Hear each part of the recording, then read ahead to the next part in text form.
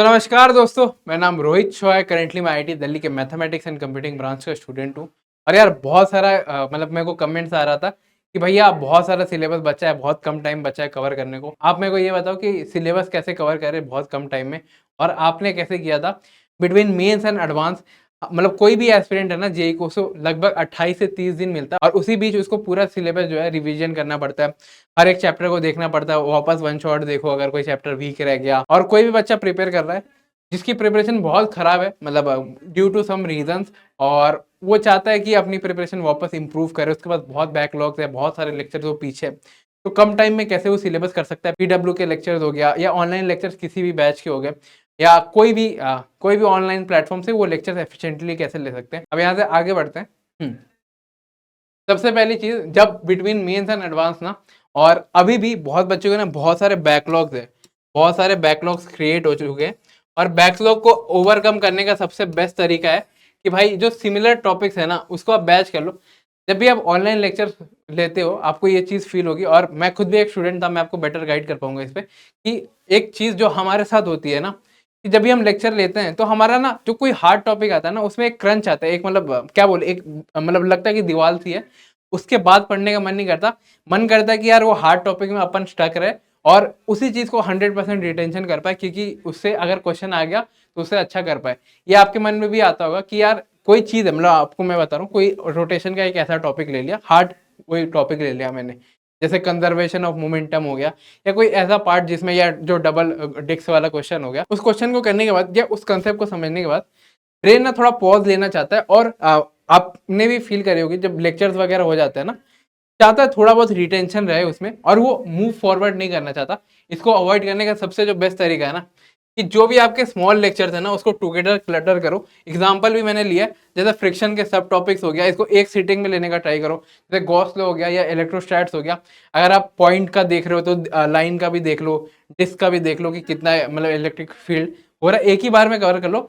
With parts cover करोगे ना, मतलब कि भाई थोड़ा रिटेंशन रख लेता हूँ, दिमाग में स्टोर कर लेता हूँ, फिर आगे बढ़ूंगा, फिर क्वेश्चन करके आगे बढ़ूंगा, तो वो आपसे बहुत डिले होगा। तो मैं आपको ये बोलूंगा कि एक पर्टिकुलर टॉपिक को क्लब करो, साथ में कवर करो। तो आगे बढ़ते हैं यहाँ पे कि भाई कंसिस्टेंसी मैटर करेगी आपकी। और ये बहुत बच्चों के साथ ये होता है कि भाई एक दिन तो वो 2 लेक्चर करते हैं, दूसरे दिन कोई लेक्चर ही नहीं करा, या किसी दिन उठा कोई माता आ गई 8 लेक्चर कर रहे हैं। या हमारे साथ भी होती है, मैं खुद भी आज यूपीएससी का पढ़ता हूँ, किसी दिन टाइम मिल जाता तो बहुत लेक्चर कर लिया, किसी दिन नहीं मिला तो नहीं मिलता।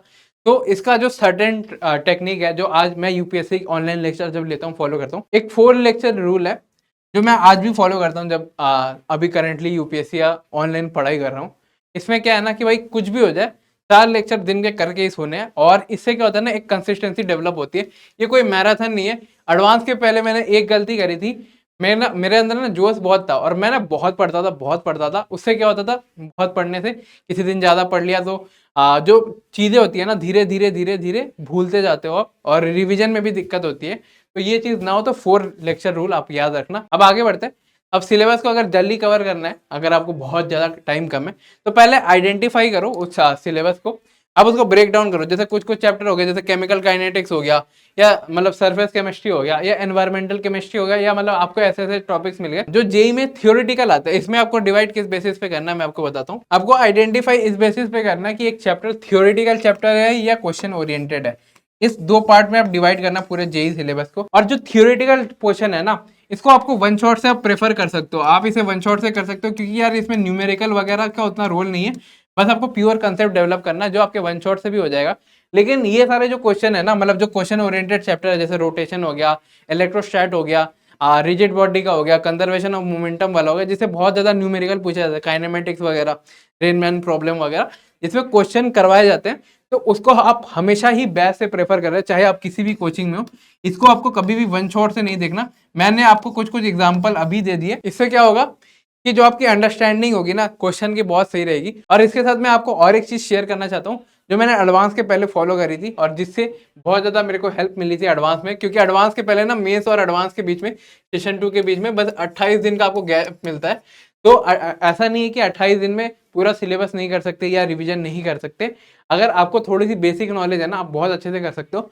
और मैं आपको पर्सनल जो मैं खुद ऑनलाइन स्टूडेंट था, वो मैं आपको थोड़ा बहुत देना चाहता हूँ, और वो मैं आपको अपना पर्सनल एक्सपीरियंस एज अ भाई शेयर करना चाहता हूँ। बहुत समय से बच्चों के कमेंट्स आ रहे थे कि प्रैक्टिस के लिए कोई अच्छी से बुक सजेस्ट करो, तो मैंने मार्केट में काफी सारी बुक्स देखी और उनमें से डीपली एनालाइज करने के बाद पीडब्ल्यू की 7 इयर्स बुक, जिसमें 2019 से 2025 से क्वेश्चन है, काफी रेलेवेंट लगी। और यार ऐसा क्यों? क्योंकि एनटीए के अकॉर्डिंग एग्जाम पैटर्न को देखते हुए ओनली लास्ट 7 ईयर्स के पीवाईक्यू रेलेवेंट है। इस बुक में सारे वो क्वेश्चन है जिसमें एनटीए में एग्जाम कंडक्ट कराना चाहता है।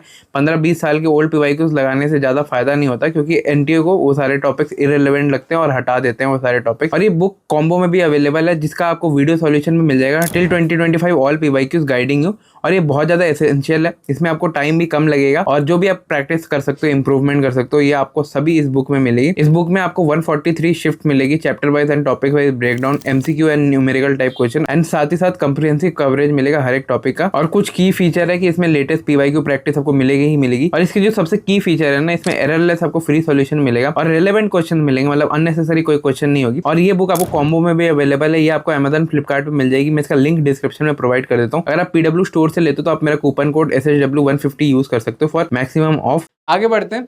यार एक लेक्चर इंडेक्स है, मतलब पीडब्ल्यू के लेक्चर्स हो गए जो मैं पर्सनली यूज करता था, पीडब्ल्यू के लेक्चर इंडेक्स हो गया, या कोई भी जैसे मंजिल का टाइम स्पैन हो गया, वो भी एक इंडेक्स का काम करता है। तो उससे क्या होता है ना, आप वही टॉपिक पर जंप करो जिसमें टॉपिक इंडेक्स, जिसमें आपको लगता है नीड है ना, उस टॉपिक में नहीं। क्योंकि ऑनलाइन पढ़ाई में मैं आपको एक मतलब रिलेटेबल चीज आपको बताना चाहूंगा, और आपको ये बात फील हो जाएगी कि जब भी हम पढ़ाई करते हैं ना, तो आफ्टर अ सर्टेन पॉइंट उस लेक्चर को भूल जाते हैं, और हमारा मन या हम क्या करते हैं, बहुत सारे मेजोरिटी एस्पिरेंट क्या करते हैं, उसी चैप्टर को वापस पढ़ते हैं in the name of revision, या इन द नेम कि भाई उससे और सेकंड टाइम में और अच्छे से पढ़ के आउटपुट जनरेट करके अच्छे से क्वेश्चन कर पाए। इससे बहुत ज़्यादा टाइम वेस्ट होता है। तो ऐसे पर्टिकुलर टॉपिक इंडेक्स खोजो। टॉपिक इंडेक्स क्या होता है? सबसे पहली चीज़, जैसे पीडब्ल्यू का आपने बैच खोला, तो उसमें जब भी आपका जो चैप्टर होगा ना, उसमें दिया रहेगा टॉपिक 1, है ना, चार्जेस, इलेक्ट्रिक चार्जेस, है ना, ऐसे करके दिया रहेगा। तो जैसे ये होता है टॉपिक इंडेक्स। जब भी आप लेक्चर वगैरह या बैच वगैरह खोलते हो, तो आपको ये मिलता है topic 1 electric charges, topic 2 capacitance का है। तो ऐसे लेक्चर इंडेक्स का मेरे को एडवांस में बहुत ज़्यादा हेल्प मिला था। इससे होता है क्या है, क्योंकि बहुत सारे ऐसे ऐसे क्वेश्चन रहता है ना जिसमें न्यूमेरिकल सॉल्व नहीं हो पाते, और इससे क्या होता है, हमारा जो कॉन्फिडेंस विद द चैप्टर रहता है ना, गिर जाता है विद टाइम। और इसको ठीक करने का जो सबसे बेस्ट तरीका मैंने यूज़ किया था, पीडब्ल्यू के लेक्चर इंडेक्स, और जो टॉपिक इंडेक्स या टाइम स्पैन आपको मिल जाता है ना मंजिल वगैरह पे, उसका आप यूज कर सकते हो ताकि आप पूरा वापस कंप्लीट कर सको। और एक चीज आप हमेशा करना कि भाई, अगर आपका मेजोरिटी ऑफ द बच्चे, जैसे मतलब इंक्लूडिंग मी, अगर मैं अभी भी एज अ पीडब्ल्यू स्टूडेंट या जेई के लेक्चर्स देखता, मेजोरिटी ऑफ द बच्चे का जो लेक्चर का घंटा रहता है ना, दैट इज 1 घंटे 30 मिनट का रहता है। अगर बहुत लंबा लेक्चर हुआ तो 2 घंटे का बन जाता है, मतलब इतना टाइम के अप्रोक्स रहता है लगभग। तो आप ट्राई करना कि भाई 1 घंटे 30 मिनट का लेक्चर है ना, तो इसको 50 मिनट में मैं कंप्लीट करूंगा। और इस 50 मिनट में आपको फुल्ली फोकस बस लेक्चर देखना है। नोट्स आपको बाद में बनाना है, वो एक्टिव रिकॉल करके। अगर आपको नोट्स बनाने में दिक्कत होती है ऑनलाइन लेक्चर्स में, तो आप मेरी नोट्स बनाने वाली वीडियो देख सकते हो इस वीडियो के बाद, जो कि आपको बहुत हेल्प करेगी। लेकिन ये बहुत काम आता है टाइम टारगेट, इसका आप स्टॉप वॉच लगा लो। स्टॉप वॉच मैं आपको बोलूंगा, टाइमर, एक वेबसाइट आती है, ये पर्टिकुलर चीज मैंने यूज की थी बहुत ज्यादा जब मैं पीडब्ल्यू से लेक्चर्स वगैरह लेता था, bigtimer.net। इससे अपन को पता चलता है कि एफिशिएंसी पढ़ाई कितनी होती है, और ये बहुत ज्यादा इंपॉर्टेंट है। और बाकी तो यार मैं आपसे ये एक्सप्रेस करना चाहता हूँ कि यार बहुत सारे बच्चे ये करते हैं, सिलेबस को ना कम टाइम में कवर करने के लिए, भैया पूरा मैं जेई ब्रीफ या मंजिल से पूरा कवर कर लूँ क्या सिलेबस, उससे वो शॉर्टकट खोजते हैं। लेकिन इस एग्जाम का ना कोई शॉर्टकट नहीं है। JEE as exam, as a competitive exam बहुत ज्यादा टफ है। बहुत बच्चे इस रेस में फंसे रहते हैं कि भाई उनको चैप्टर्स कंप्लीट करना है। आपको चैप्टर्स ऐसे कंप्लीट करना है ताकि आपके क्वेश्चन बने। बहुत बच्चों से मैथ्स नहीं होती, किसी बच्चे से फिजिक्स नहीं होती, फिजिक्स के क्वेश्चन नहीं होते, मैथ्स तो बहुत majority of the JEE aspirant की यही दिक्कत है कि भाई उनसे मैथ्स के क्वेश्चन नहीं होते। तो आप पहले आइडेंटिफाई करो। मैंने आपको बोला कि भाई जिसमें क्वेश्चन प्रैक्टिस ज़्यादा लगेगी ना, मैं आपको ये सजेस्ट करूंगा एज अ भाई कि मैथ्स के चैप्टर्स को कभी भी वन शॉट से प्रेफर मत किया करो, ओनली बैच। केमिस्ट्री को आप वन शॉट से देख सकते हो, जैसे कोऑर्डिनेशन कंपाउंड हो गया, केमिकल बॉन्डिंग हो गया, पीरियोडिक टेबल हो गया।